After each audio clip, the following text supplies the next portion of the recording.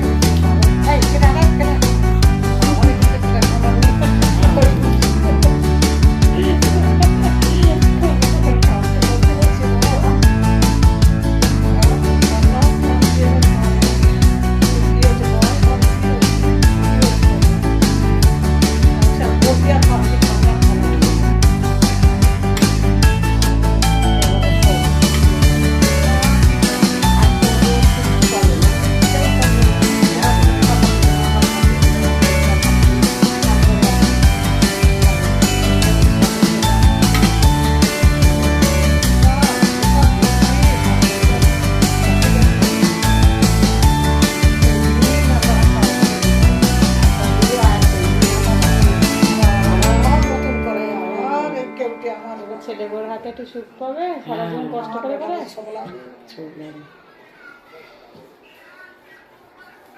তো আমি এইটাই চেয়ে এসেছি, আমি এইটা এখন বুঝতেই আমি তকদিরই আমি চেয়ে এসেছি আল্লাহর কাছে।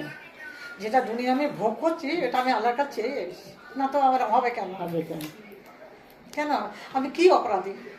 সেই তো খারাপ, এটা তোমার আল্লাহ পারে না তো বান্দাই করতেছে। বান্দারে কি বলে তুমি এসব করো? বলো, কোনদিন বলে না। ওই তাছাড়া রাস্তারই না, রাস্তা আর কি করবে? শেষ টাইম, আর আল্লাহ কটা দিন জীবন রেখেছে।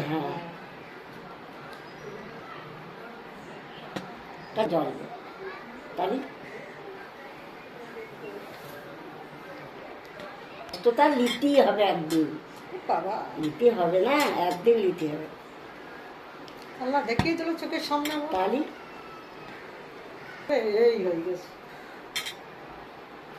খাওয়া নেই আর রোগ হয়ে গেছে। মা তুমি নোংরা কেন এরাম, তোমার এখানে এরাম, ওখানে ওইরাম। বলে আমি আজকে খুব বলেছি, মার কথা বলতে হতো না। এক একটা কথা বলে আর কিছু বলে। পুরো ঘর মায় চুল, চুল ঝা খাবে চুল, ঝা খাবে চুল। যেদিনকে আসবে এখানে, পরশু দিন করে সেই ব্রেড খাচ্ছি, তাই তো চুল। আর তখন ফেলে দে, তখন সেলাই সেনে দেখতো সহ্য করা যায়। তোর মা চুল বাঁধবে না, তোর মানে নেড়া করে দে, চুল এখানে করে আন, যা বিউটি পার্লার দিয়ে যা, তোর মা চুল একটু করে আন। কেন না, মা চুল বাঁধে না, আঁচড়ায় না। তো আঁচড়ায় না কেন? কেন কেন বাঁধে না চুল? আর কেন ওই কত কি ঘেন্না মেয়ে আরো বা।